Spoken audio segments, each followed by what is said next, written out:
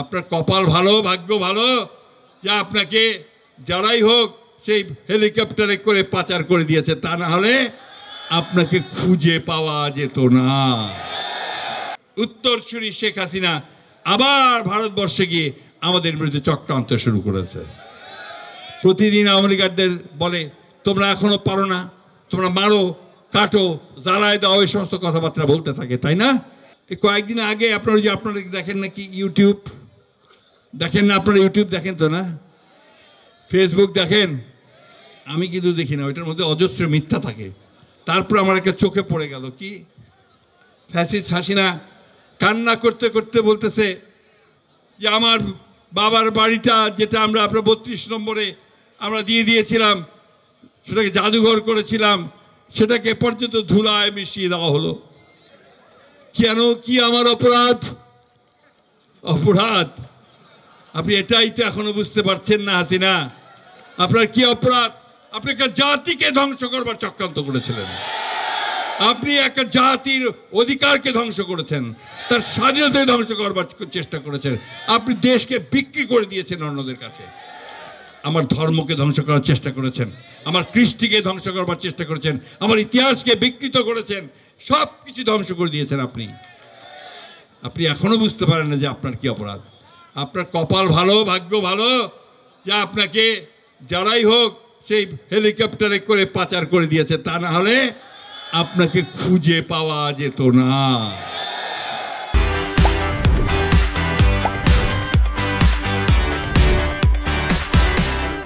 বন্ধুগণ, সেদিন সামরিক বাহিনী একটা খুব ভালো ভূমিকা পালন করেছে, আমরা সেই জন্য তাদেরকে ধন্যবাদ জানাই। তারা পরিষ্কার করে হাসিনাকে বলে দিয়েছিল যে আপনার সামনে দুইটা অপশন আছে, দুইটা বিকল্প আছে, একটা হচ্ছে যে যান নিয়ে কেটে পারেন, আর তা নাহলে এই গণভবনের মধ্যে আপনাকে পাবলিক কি করবে আমরা বলতে পারবো না।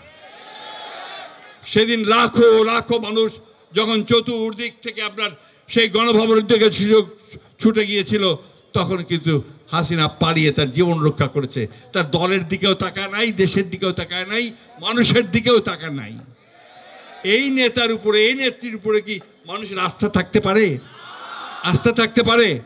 আর আমাদের নেত্রী দেশনেত্রী বেগম খালেদা জিয়া তিনি বারবার বলেছেন যে এই দেশ ছেড়ে আমি কোথাও যাব না, এবং যাবেন না বলেই তিনি 6 বছর কারাগারে কাটিয়েছেন। বন্ধুগণ, আমাদের প্রতিষ্ঠাতা, এই দেশের স্বাধীনতার ঘোষণা যিনি দিয়েছিলেন শহীদ প্রেসিডেন্ট জিয়াউর রহমান, ঠিক একইভাবে 1971 সালে যখন আওয়ামী লীগ পালিয়ে গিয়েছিল পাক হানাদার বাহিনীর আক্রমণে, তখন তিনিও পাকিস্তান হানাদার বাহিনীকে আত্মসমর্পণ করে জীবন বাঁচিয়েছিলেন।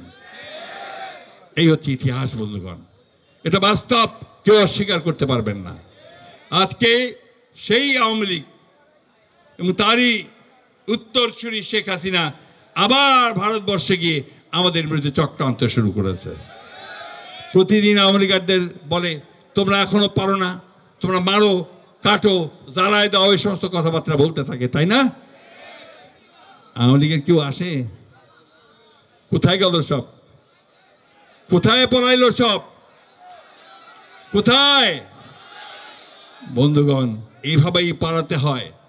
সমস্ত স্বৈরাচারী সরকার, ফ্যাসিবাদী সরকার ওই নমরুদ ফিরাইনের মতো হয়, মৃত্যুবরণ করে অথবা পালিয়ে যায়, তাই না? এটাই হচ্ছে পরিণতি। তাই আজকে বলতে চাই খুব পরিষ্কার করে যে আজকে ছাত্র জনতার আন্দোলনের মধ্য দিয়ে যে গণবিস্ফোরণ হয়েছে, সেই বিস্ফোরণের মধ্য দিয়ে যে সরকার আজকে এসে বসেছে, আমরা এই দেশের জনগণই তাকে আমরা ক্ষমতায় বসিয়েছি। ছাত্ররা, জনগণ, রাজনৈতিক দলগুলো সবাই মিলে তাদেরকে, ডক্টর ইউনূসের মতো একজন সকলের কাছে গ্রহণযোগ্য মানুষ, নোবেল পুরস্কার পাওয়া মানুষ, সবাই তাকে আমরা সম্মান করি, শ্রদ্ধা করি, তার নেতৃত্বে একটা সরকার গঠন করা হয়েছে।